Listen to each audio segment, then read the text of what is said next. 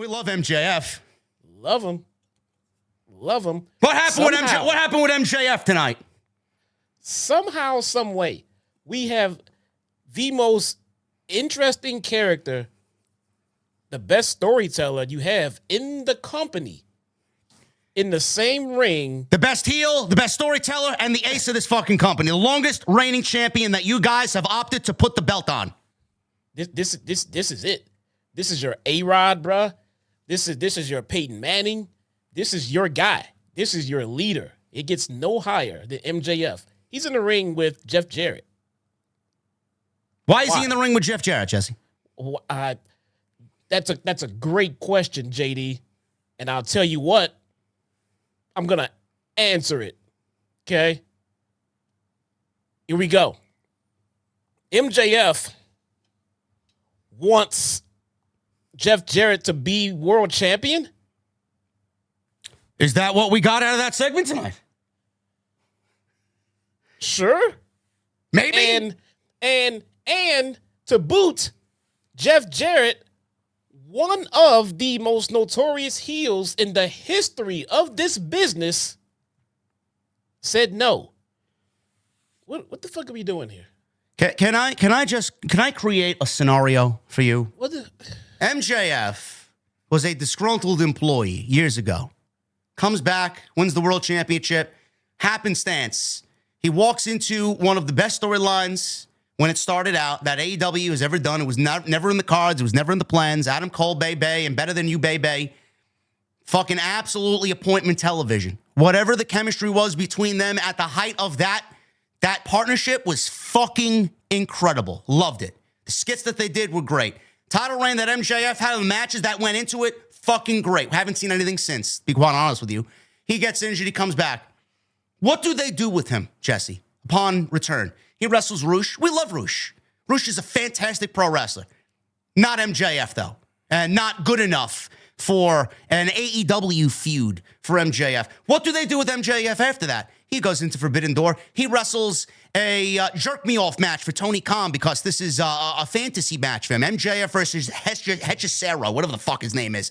That's great. That match was easily forgotten. It opened the show and goodbye. Where was Forbidden Door? At UBS Arena? Yeah, goodbye. A quick drive up the highway to Long Island, and MJF was back home in 40 minutes. Traffic permitting. What do they do with him after that? Mr. America, the American title. All right, here we go. This is the MJF that we fucking asked for. Feud with Ospreay over the summer going into All In. Fan-fucking-tastic. 2 matches, one of which went 59 minutes. Probably one of the best AEW matches of all time. Again, their second match, great. Unbelievable. One of the best matches that AEW's ever put on. After that, what the fuck have they done with MJF? September, Danny Garcia. After that, what is MJF doing? They revisit this Adam Cole storyline, and month by month, week by week, nothing makes sense. You come to the start of 2025, Jesse, and we got this man that Tony Khan had begged to come back, opened up his checkbook and left it blank.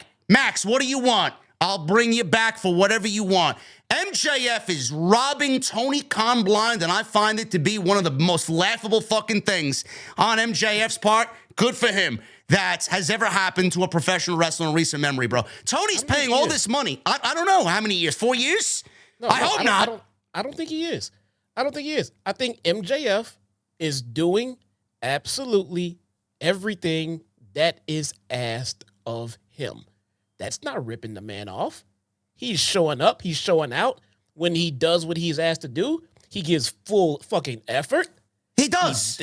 But my point is, Jesse, you sign MJF to exorbitant amounts of money to put him in the ring with Jeff Jarrett in 2025? You know what Max is saying?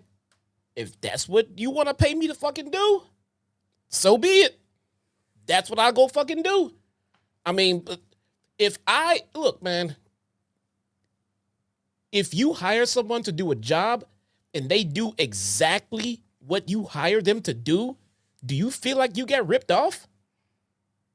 If I'm Tony Khan.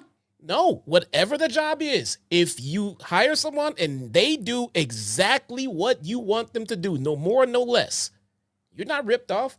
To you, you are getting your money's worth. But to an outsider who pays attention to what that person is doing, they might be saying, "Bro, you are so much more capable of doing so much more." I know, Bro, this is what he fucking wants me to do. Let's stop beating around the bush, bro. Tony Khan knows that after this existing contract, MJF is gone. He's gone.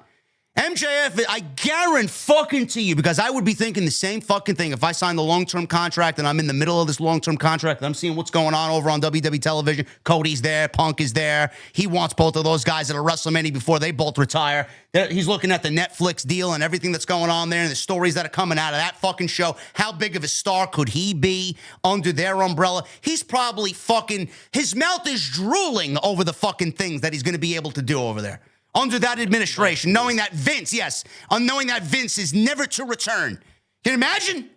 Max is younger than all of those people you just named.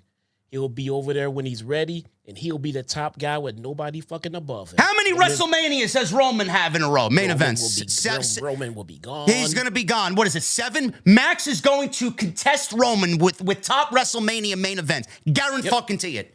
Guarantee it. Max might be the guy that puts Roman down for good. He might be on his way up when Roman's on his way out.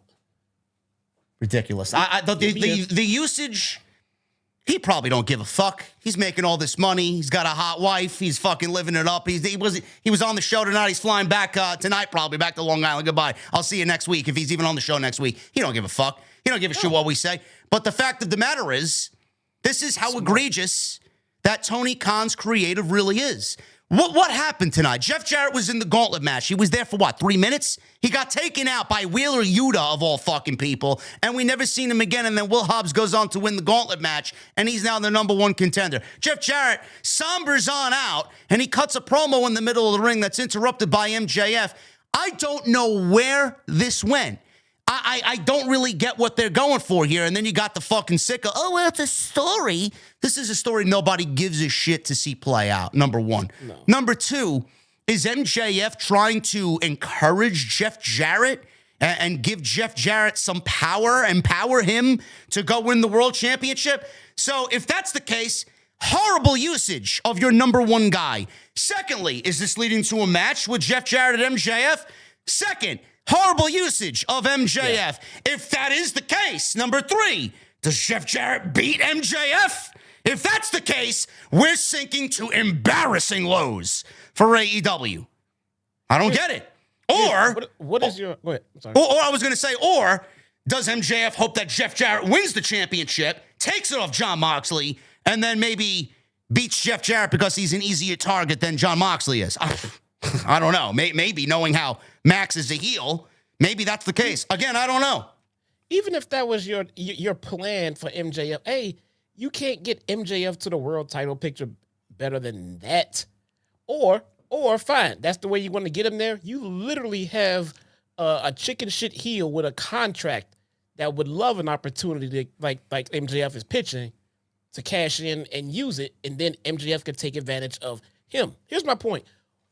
What is the goal here? Is the goal to get MJF over via Jeff Jarrett? Or are you trying to get Jeff Jarrett over via MJF?